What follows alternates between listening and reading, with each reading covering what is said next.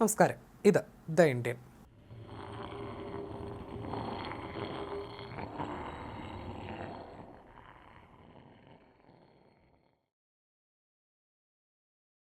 ഞാൻ ത്രിവർണ പതാക പാറിച്ചിട്ട് തിരികെ വരും, അല്ലെങ്കിൽ അതേ പതാകയിൽ പൊതിഞ്ഞാണെങ്കിൽ അങ്ങനെ.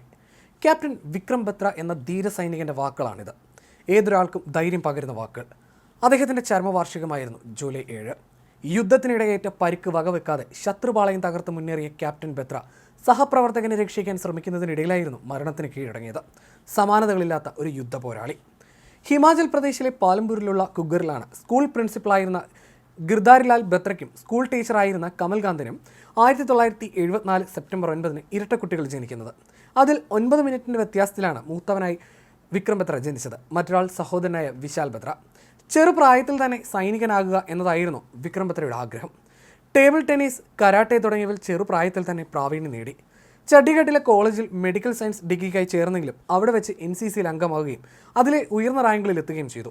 NCC അംഗമായിരിക്കെ 1994 ഡൽഹിയിൽ നടന്ന റിപ്പബ്ലിക് ദിന പരേഡിൽ മാർച്ച് പാസ്റ്റിൽ പങ്കെടുക്കുകയും ചെയ്തു.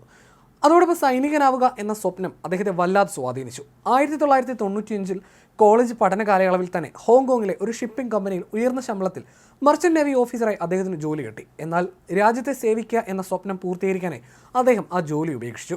1997 വിക്രം ബത്ര ജമ്മു കാശ്മീർ റൈഫിൾസിൽ ലെഫ്റ്റനൻ്റായി ചേരുന്നത്. 1999 ജൂൺ 19 അതിനിർണായകമായ ഒരു വിജയം ബത്രയും ബറ്റാലിയനും ഇന്ത്യക്ക് നേടിത്തന്നു.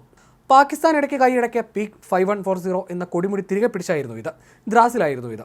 17,000 അടി ഉയരത്തിൽ സ്ഥിതി ചെയ്യുന്ന തന്ത്രപ്രധാനമായ പോയിന്റ് 5140 കുന്ന് തിരിച്ചുപിടിക്കാൻ ക്യാപ്റ്റൻ സഞ്ജീവ് ജംവാളിനെയും ക്യാപ്റ്റൻ വിക്രം ബത്രയെയുമാണ് നിയോഗിച്ചത്. കമാൻഡോ ഇൻസ്ട്രക്ടറായിരുന്ന ബത്ര തൻ്റെ സംഘത്തിലെ ഒരാളെപ്പോലും നഷ്ടപ്പെടുത്താൻ ഒരുക്കമായിരുന്നില്ല. ശത്രുവിൻ്റെ ബങ്കറിന് സമീപത്തെത്തിയ ബത്ര അവർക്ക് നേരെ 2 ഗ്രനേഡുകൾ എറിഞ്ഞു. നിമിഷങ്ങൾക്കുള്ളിൽ 3 ശത്രുക്കളെ നേരിട്ടുള്ള യുദ്ധത്തിൽ ഇല്ലാതാക്കി. അസാമാന്യ ധീരതയോടെ പോരാട്ട ഭൂമിയിൽ നിലയുറപ്പിച്ച ബത്രയിൽ നിന്ന് പ്രചോദനം ഉൾപ്പെട്ട് ഇരമ്പിക്കയറിയ ഇന്ത്യൻ സൈന്യം ബങ്കർ തകർത്ത എല്ലാ ശത്രുക്കളെയും വധിച്ചു. അങ്ങനെ പോയിന്റ് 5140 രാജ്യം തിരിച്ചുപിടിച്ചു. ഇതിനുശേഷം മുഷ്കോഹ് വാലിയിലുള്ള പോയിന്റ് 4875 എന്ന 17,000 അടി പൊക്കമുള്ള മേഖല പിടിക്കാനായി ബത്രയുടെയും സംഘത്തിൻ്റെയും ശ്രമം.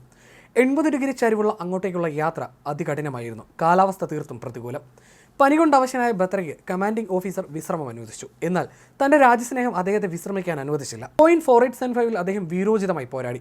പിടിച്ചെടുത്ത ഒരു ബങ്കറിന് സമീപം നിന്ന് ഇന്ത്യൻ സൈന്യം ആക്രമണം ആരംഭിച്ചു. എന്നാൽ ഇതിനിടെ പാക് ആക്രമണത്തിൽ അദ്ദേഹത്തിന് പരിക്ക് പറ്റി.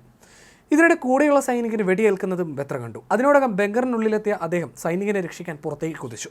എന്നാൽ ശത്രുവിൻ്റെ ഒരു വെടിയുണ്ട അദ്ദേഹത്തിന് നെഞ്ചിലേറ്റു. എങ്കിലും അവസാന നിമിഷം അദ്ദേഹം വളരെയധികം ധൈര്യത്തോടെ പോരാടി. രാജ്യം പോയിന്റ് 4875 പിടിച്ചെടുത്തു. പക്ഷേ അദ്ദേഹത്തിന് ജീവൻ നഷ്ടമായി. 1999 ഓഗസ്റ്റ് 15 പരംവീർ ചക്ര നൽകി അദ്ദേഹത്തെ രാജ്യം ആദരിച്ചു. ഏറ്റവും വലിയ സൈനിക ബഹുമതി ബത്രയുടെ പിതാവ് രാഷ്ട്രപതി KR നാരായണനിൽ നിന്നും ഏറ്റുവാങ്ങി. വിക്രം ബത്രയുടെ കഥ പശ്ചാത്തലമാക്കി 2021 ഷേർഷാ എന്നൊരു ഹിന്ദി ചിത്രം പുറത്തിറങ്ങിയിരുന്നു. സിദ്ധാർത്ഥ് മൽഹോത്രയായിരുന്നു ക്യാപ്റ്റൻ വിക്രമിൻ്റെ റോൾ അതിൽ ചെയ്തത്.